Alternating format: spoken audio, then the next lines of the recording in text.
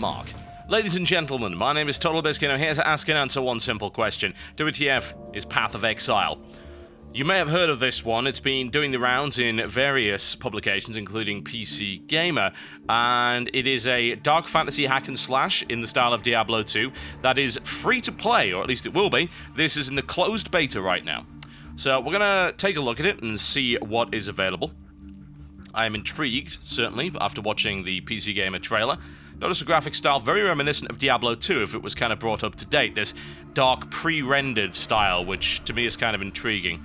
Now, this game is online only, and that is because it is a free-to-play game, and they're monetizing via the usual way in-game perks and cosmetic items and things like that, but also because it's based around having different leagues. And have a look at the key bindings right there. Needless to say, you can change these around if you so desire. Interesting that bound skills, for instance, are actually on Quirt, which is a very League of Legends style, as opposed to 1 through 5. And you've got different flasks and potions available right there.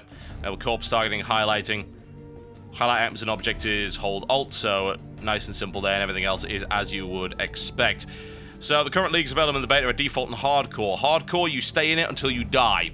When you die, your character doesn't get deleted, but it gets moved to the default league. So only those who are going through without dying actually stay in the hardcore league. And they're aiming to have different leagues with different competitive sides, including a cutthroat league, which is full PvP in all areas. So apparently you're also going to be able to create your own league based on paying for it for your clan or guild with different rule sets. So seems kind of interesting.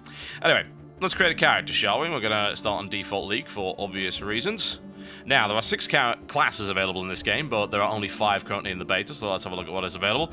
There's the Templar, that's old dude with big mace. We've got the Marauder right here, your sort of barbarian style. Not a pleasant looking individual, I have to say. Looks like he might stuff your head in. Ranger? It's a ranger. Hardly unexpected. Not usually a fan of bow and arrow classes in these kind of games. Usually like to go for either melee or casters. I feel that the bow and arrow ranged classes are some of the most boring, but that's personal preference. Go away, Marauder. We don't like you anymore. Let's have a word with the duelist. You know, he seems very, very unwilling to move away. I think these guys are actually on a slave ship. There's a duelist right there. A kind of roguey assassin type guy. And a witch. That's a caster. Witches are always cool. I don't know, I'm sort of torn between the witch and the Templar at the moment. Both have magic. Templar seems to be more melee orientated. Witch seems to be a pure caster. Might be worth going with the witch, I think. Yeah, we're going to go with the witch for the time being. If this game's interesting, I might come back and do more coverage of it, so I can always show the other classes in action. Okay. Right, let's connect to the server and see what happens. So as I say, all of this is online, and it's all persistent, but it is free to play, so it's acceptable in that regard. It's always something to consider, I feel.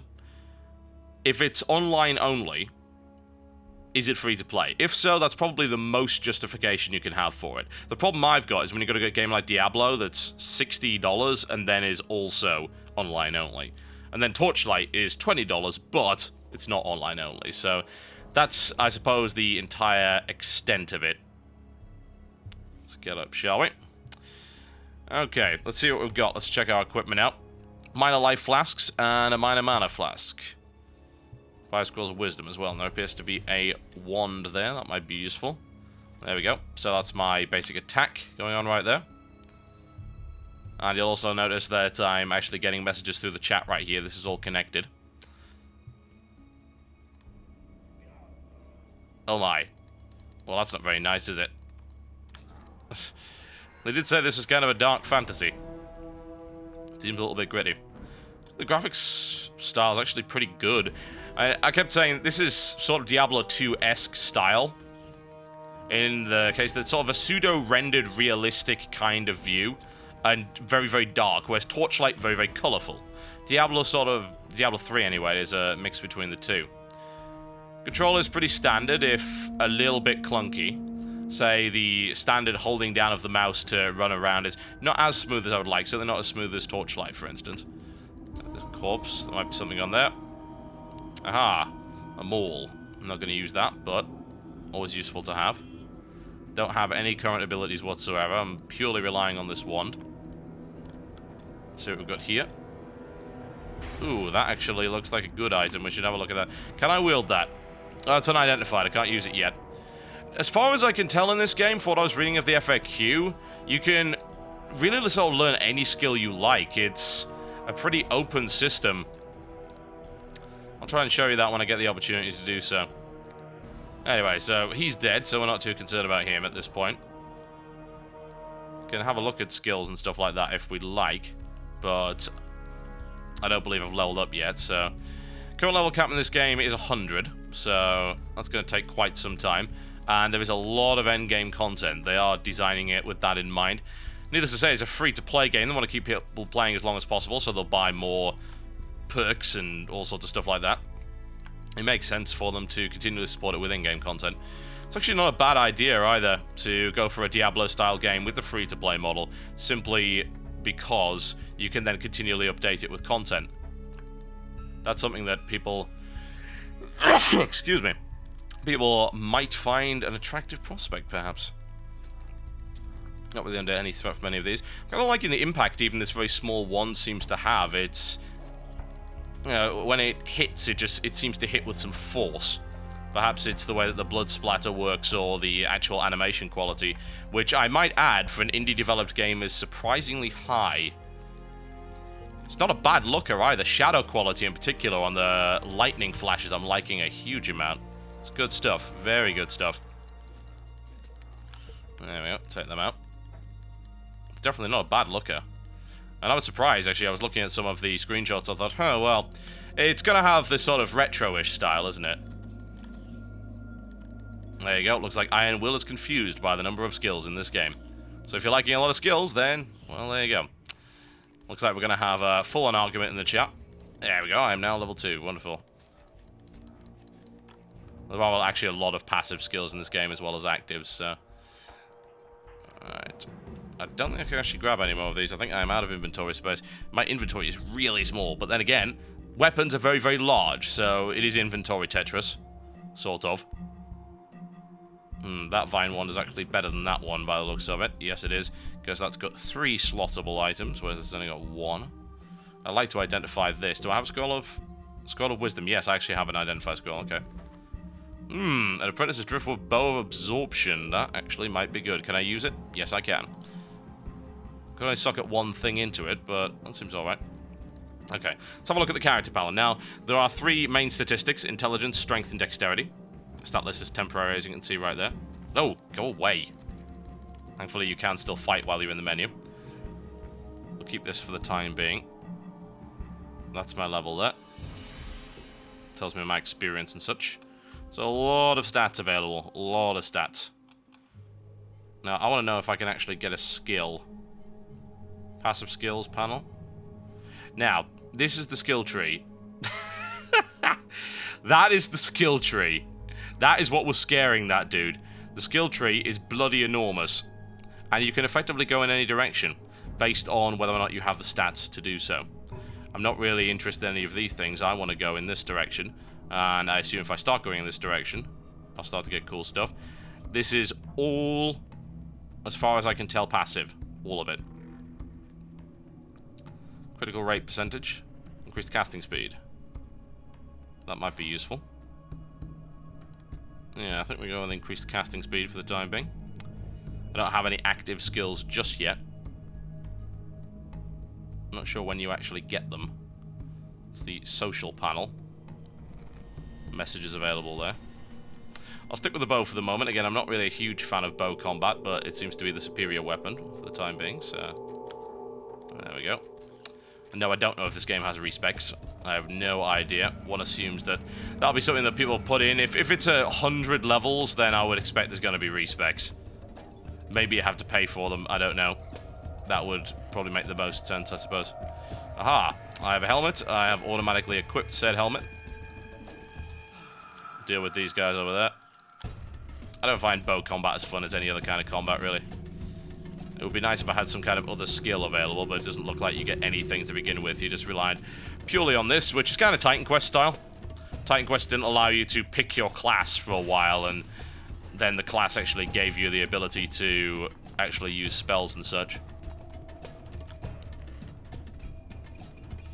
Get another minor life flask.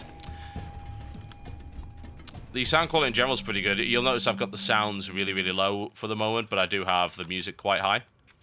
Oh, that's nice. He actually died with an arrow in him. That's a pretty neat feature. We'll put quite a lot of attention to detail in this game. I'm pretty impressed. Alright. Let's move all the way around here. Ooh, that looks good. Can I use it? No. Mostly because I don't have the space to. It's at this point that I wish I had a different weapon, just so I could get through these, or at least some kind of skill. Okay. Well, we can get rid of that. We don't need it. So we'll toss that away, and we'll grab the staff instead. Can I wield it? I believe I can. Once I've identified it at any rate. What is it? That is a Driftwood Staff of Success! And you gain life per enemy depth. That definitely seems like the kind of thing I should be equipping. There we go. And yes, I can use it.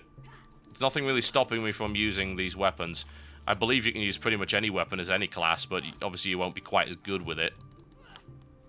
As you can clearly see right there, my melee is lacking somewhat. There we go. Clicking, clicking, clicking, folks. It's really a nice start to the game, I mean, if you're into this kind of thing. There are times when I really, really like hack and slash ARPGs like this, and then there are times when I absolutely despise them for being horrendously repetitive loot drop simulators. Oh, hi. Okay, there we go. First boss. First mini-boss at any rate. I mean, you know, at this stage of the game, what you're going to do, you're going to sit here and do this, and pop a potion every now and again. See if he drops anything good. Maybe he might get me some experience. Cool. Right, what have I got? Blue staff, plank shield. Can I carry any of them? No. Let's junk some of the junk, shall we? This we will keep. This can go. This can go. Grab anything that's purple, because it'll be better. You would think. And grab the shield as well. Okay. Cool. Psst, everything required from here. Do I actually have gold in this game? If I do, I'm not seeing where it is. Oh well. It's not really a big deal. I'm sure we'll find out. There is the encampment. Quick load up to here. Ourselves in. Lighting effects in this game are really, really good. I mean, bear in mind this is an indie-developed title by Grinding Gear Games. Which is quite an interesting name for a company, considering the kind of game that you're making. It looks like in these areas, yep, you do in fact have other players. Can't inspect, invite to guilds, send mail, invite to party and stuff like that. So all of these hub areas are constantly connected. And you've got a player stash. Access to the terraces right there. I wonder who I have to talk to claim this reward they were talking about. Ah, there we go.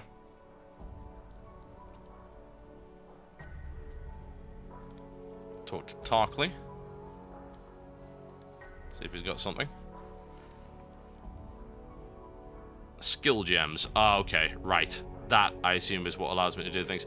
Ice Spear, Fireball, or Freezing Pulse. Interesting. Does it pass us through? Place into an item socket of the right color to gain the skill. Okay, interesting. Ice Spear looks pretty cool and seems to do quite a lot of damage, so I think we're going to have that.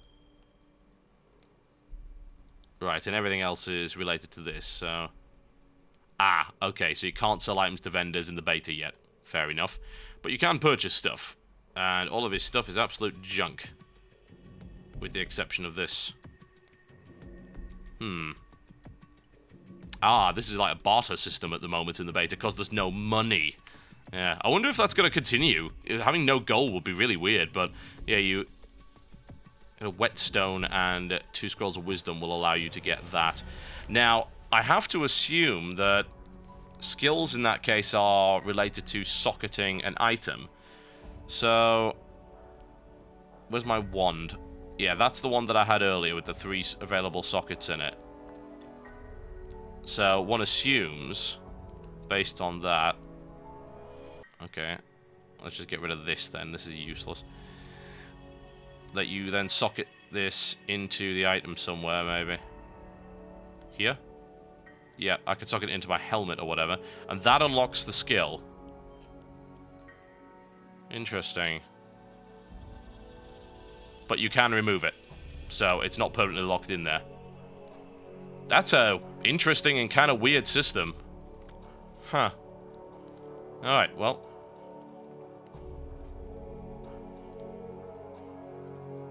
We can get some more information here. Find the medicine chest. And then you can get all sorts of information about the lore and things like that, as you can tell.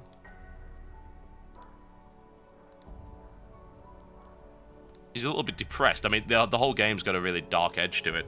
It's good. I like that. As much as I love Torchlight, Torchlight is very happy-go-lucky in places. Right. Let's move up to the terraces, shall we, and see what's going on here. Very Titan Quest-ish graphic style, especially. It's very noticeable here, for instance. Looks better than Titan Quest. And the shadow quality is what really impresses me the most. I mean, look at that. That is actually really good. This is an indie game as well. This is all fixed perspective, by the way. You can't rotate things around. Okay, so what I've actually got there, Ice Spear is on my right click for the time being. You also, of course, have middle click as an option. So really, I just want to be picking up stuff that is actually useful to me because I can't sell anything anyway. So I suggest that we just junk everything that we don't need. Identify that, just see if it's any good. There we go, throw that away. We don't need that either. All this. So I'll probably keep a hold of these. And that'll be about it. Right, so there was a vine circlet right here. Might be more useful than this big stonking helmet that I've got. Energy shield. Huh. Interesting. That gives me an energy shield. Alright. No, don't pick that stuff up again. God damn it. Dump that.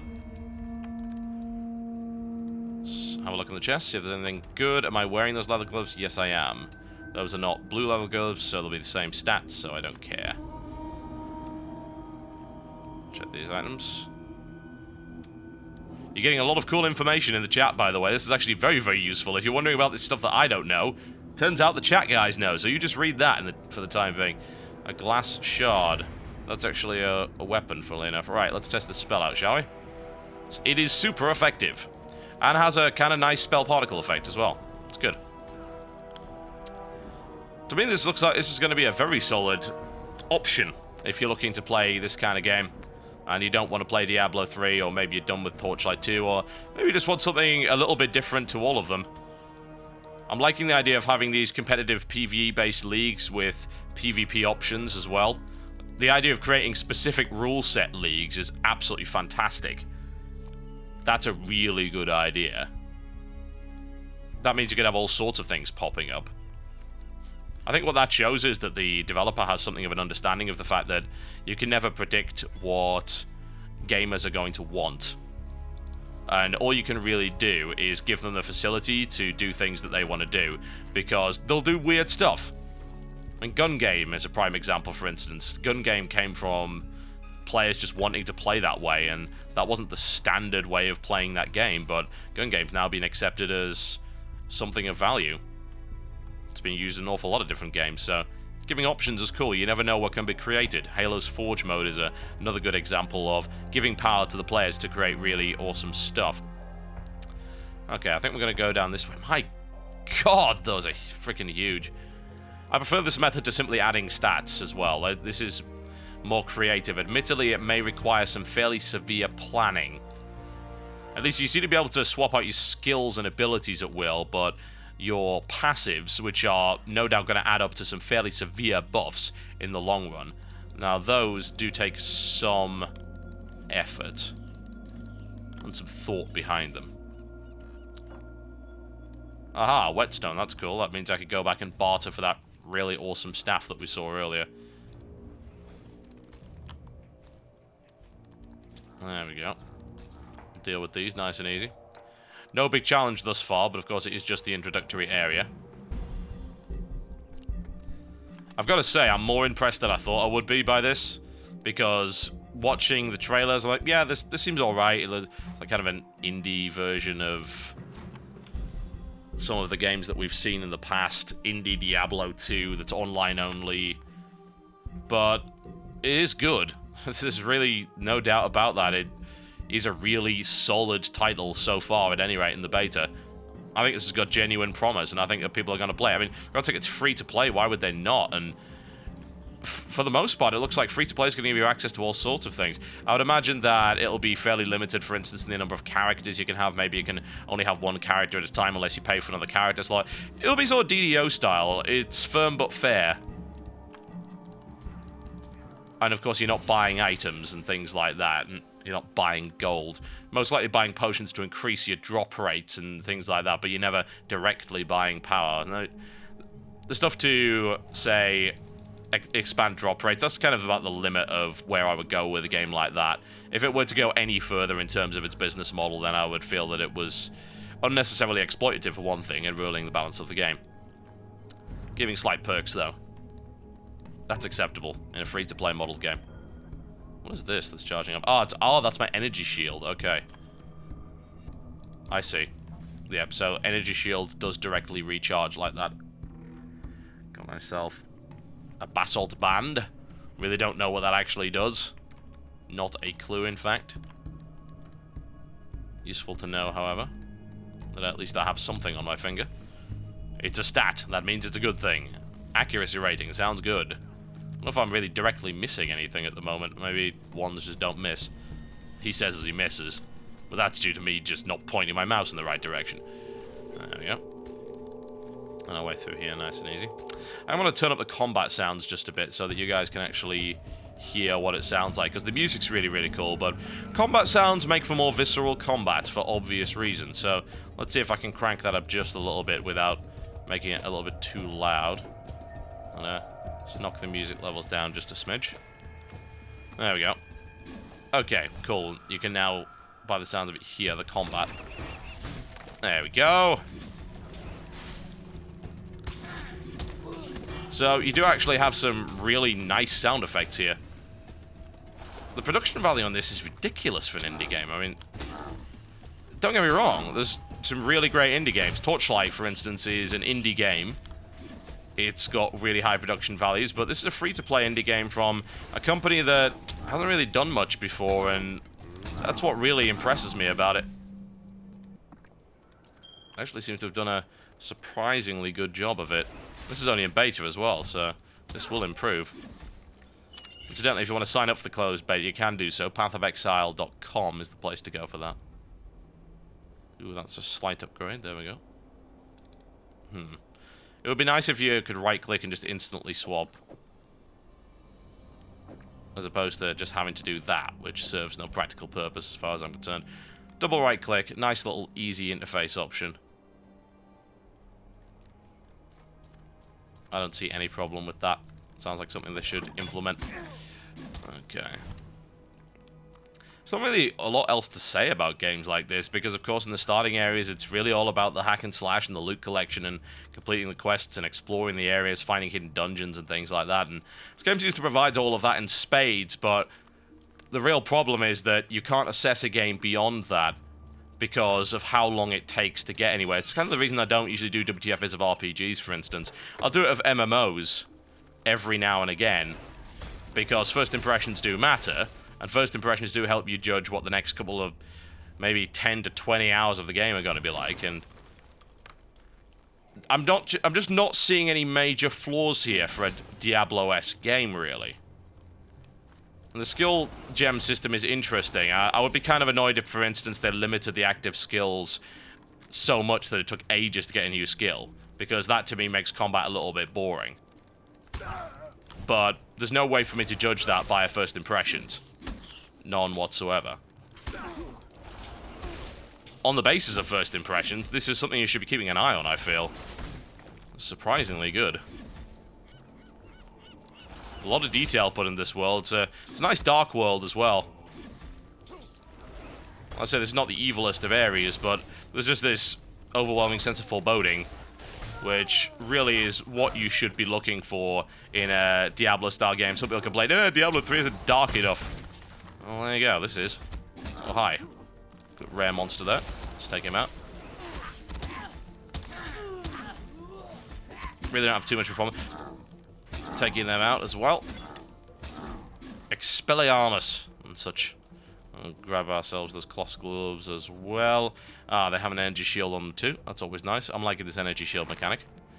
Ah, yes. Delicious. Much better than that, by the looks of it. I'll just toss those immediately. Well, there you go, folks. That is a look at Path of Exile. First few levels. They do have this closed beta going on. You can sign up and get a random chance of getting in. They'll have an open beta later, and then they'll be looking to put this through for a full-scale, free-to-play release. It is online only, so no LAN options, which is certainly, I'll put that down as a negative point, but it's less offensive because it is a free-to-play game, so you can sort of understand. Ah, that is a spell gem. Ooh. Interesting. I think I missed one later on, earlier on, in fact, because I thought there was one called Splinter Arrow. I thought that was just an arrow, so I avoided it. I think that's actually a skill. So, before we go, let's socket this. Do I have any way I can socket? No, none of these actually will accept this. So, it looks like I'm going to have to swap it around for Ice Spear for the time being. Also, did Ice Spear level up? Yeah, looks like it did. Because I was using it, it leveled up. Right, well, I've got a middle mouse button right there, but I don't think I've got anywhere I can put this in my equipment at the moment. That's something I need to keep an eye out for by the looks of it. Well, I can show you Freezing Pulse before I go, I suppose. Let's find some enemies. There's no shortage of those. Try to find several enemies if at all possible. No, seagulls do not count. There we go. There you go. There's your Freezing Pulse right there, which is quite devastating. Combat's quite meaty in this game. I do like that. I think it's quite as meaty as, say, Torchlight. I think Torchlight did that really well. The whole, just when you're attacking things, they just seem to explode and pop and things like that. But then again, I'm not playing a big melee class, so that might be why. Oh, this guy looks dangerous. Okay. This guy's really dangerous. Looks like I found my first real challenge. Let's pop ourselves another potion. And down he goes. Yes, very nice, very nice.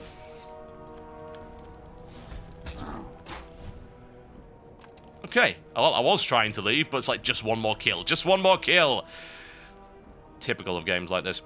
This is really promising, folks, and you should be paying attention to it. It's called Path of Exile. Head over to pathofexile.com to sign up for the beta to get involved in this. Free-to-play model. Diablo-style, dark world. Is that another rare mob? Yeah, it looks like it is. Not anymore, it ain't. I'll see you next time. Just one more kill. Just one more kill. Just one more kill.